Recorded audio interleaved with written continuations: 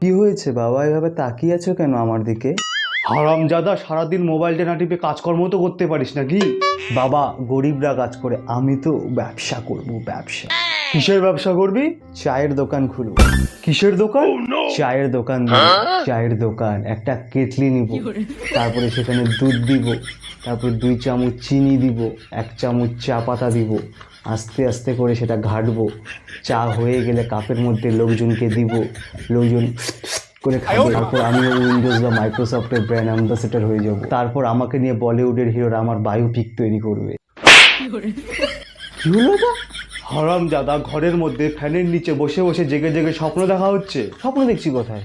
কোন চাঁদার বায়োপিক বের হয়েছে তোর মতো গাধার বায়োপিক বের হবে? কেন?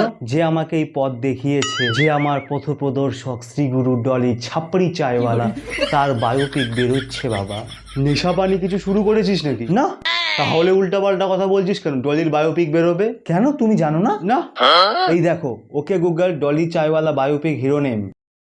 According to Free Press Journal, if this news of Varun Dhawan playing the role of Dolly Chaiwala in Dolly's biopic is true, then I have nothing but just sympathy for bus, Bollywood. বন্ধ কর। ব্যবসা করতে কত টাকা লাগবে বল, আমি দিব। 1 টাকাও লাগবে না, তোমার পুরো প্ল্যান করা আছে। কি প্ল্যান? তাহলে প্রথম থেকে বলছি শোনো, তুমি যেই দোকানে রোজ চা খেতে যাও, সেই দোকানে রোজ কত কাপ চা বিক্রি হয়? 300 350 কাপ। 300 কাপই ধরো, 1 কাপ চায়ের দাম 10 টাকা, তাহলে 300 কাপ চায়ের দাম কত হবে? 1 মিনিট দাঁড়া। 300 গুণ 10, 3000। তাহলে মাসে কত হচ্ছে? 90,000।